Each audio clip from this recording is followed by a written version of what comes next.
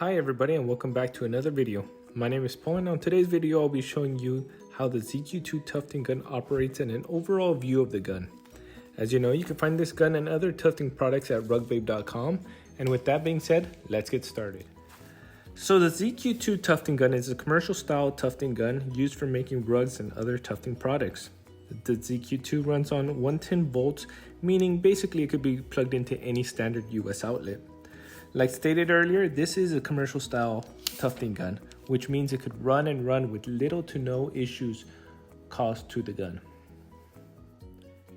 Now the ZQ2 tufting gun works on a dual piston system. This means that one piston drives and pushes the needle forward and the other one drives and pushes the scissors forward.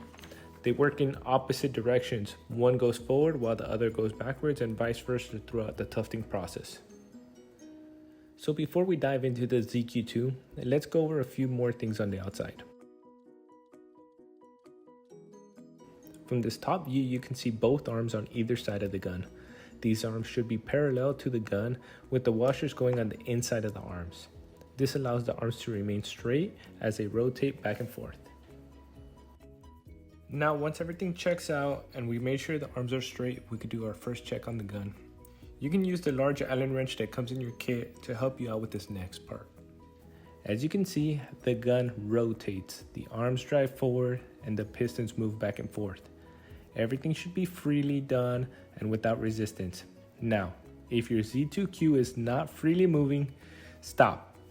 Go ahead and contact us at support@rugbabe.com. And even if you didn't get your gun at rugbabe.com, we're more than willing to help out with any questions you might have. Now that we made sure the gun is freely spinning and there's no resistance, we could dive a little further into the ZQ2. So in order to dive deeper into this gun, we have to remove a few things. We have to remove the death bar, the guardrail, and the front of the arms. Remember, we're only removing the front of the arms, not the back of the arms to completely take it off. That's a little bit more involved and a little bit more intricate, and on another video I'll be showing you guys how to properly do that. Now we're going to start off at the front of the gun. First we're going to remove this death bar. This is what adjusts the height to your cut. The lower it is, the shorter it is, and the higher it is, the higher the cut is. Once we remove that, we're going to work our way to the guide bar. This is what pushes against your cloth. Those are pretty simple to remove. Now going ahead to the arms, we're just going to remove the front of the arms. Remember, we're just removing the front of the arms, not the back. This will allow us to get into the gun without completely taking it apart. From the other side, we're going to just repeat the same process and remove the front screw on the arm of the gun. This will allow us to get into the gun. Both the large and small Allen wrench do come with the purchase of your gun, along with another cutting head and another loop pile head.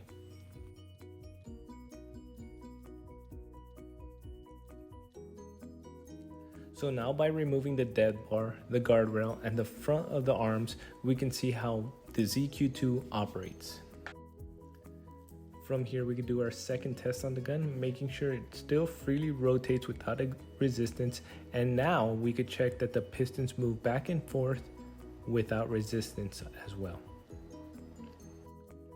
Here we have the scissors moving back and forth freely and without resistance, and we have the needle moving back and forth freely and without resistance. Again, if it is not moving, or if it is not rotating, or it is stuck, please stop. Contact us at support@rugbabe.com. We are more than willing to help you. So now that we double checked everything and made sure the gun is still rotating and the needles move back and forth freely, we can go ahead and dive a little deeper into this gun. Now let's go ahead and remove the guardrails, which will allow us to take out the needle and the cutting head. So this time we're going to use a smaller Allen wrench.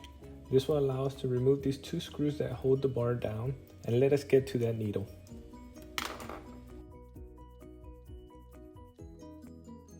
So once we're done taking off the two screws, we could go ahead and remove the bar and now start working on the other side.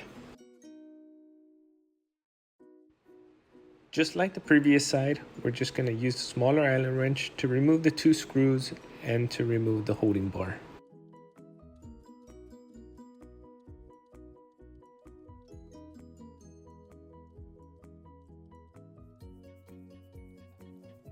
So here we are, we finally made it.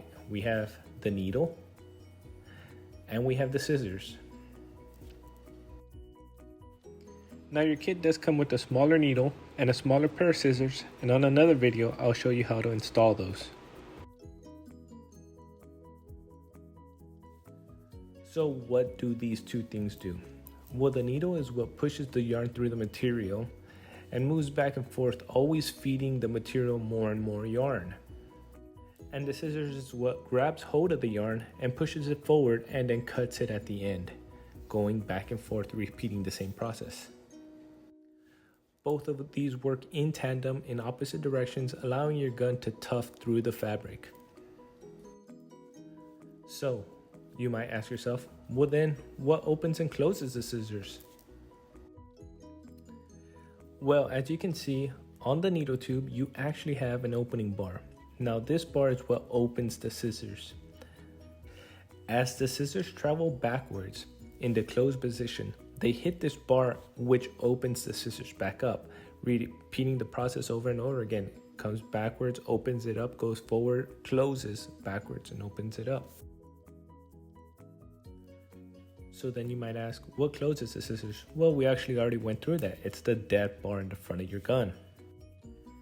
As your scissors travel forward in the open position, they hit this little bar in the front of your gun.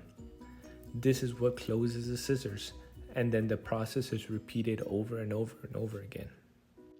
So now that we've gone over the process on how the scissors work, now let's put the gun back together while making sure everything moves freely and tightening all the screws.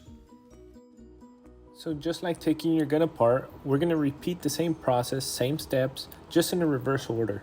We're going to start by putting the needle and the scissors back into the gun. Now that we made sure the needle and scissors slide back and forth freely, we could add the guide bar. So we're going to start off by hand tightening the 2 screws down. After that, we're going to use a small Allen wrench to really tighten them, making sure they're not loose and making sure the needle still moves back and forth.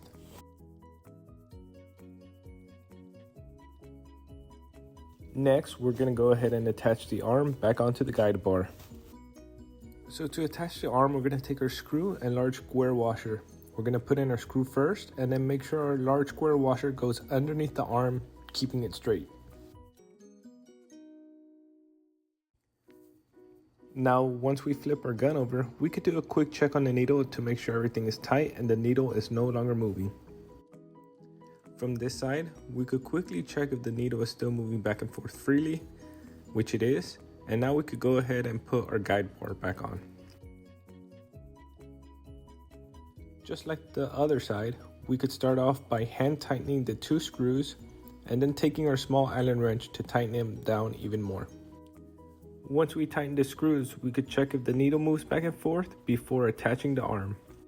Here you can see this side has 3 parts: the screw, the washer, and the yarn holder. Again, starting with the screw, then the arm, the washer, and the yarn holder. The washer and yarn holder go underneath the arm to keep it straight. While hand tightening the screw, you want to make sure to keep the yarn holder at a good angle. Once it's tight, it's kind of hard to move the yarn holder around, so get it at a good angle right now before you tighten it down with a larger Allen wrench. Flipping it back around, we could add the depth bar. Remember, the depth bar is what closes the scissors and adds height to your cut. Go ahead and slide your bar in and just take the screw and screw it on. This bar has to be on tight. If it's loose, the scissors won't work or won't cut. Lastly, we could put our fabric guard back on, and now our gun is put back together. So now that everything's put back together, I make sure that the gun rotates back and forth smoothly. And yes, it does.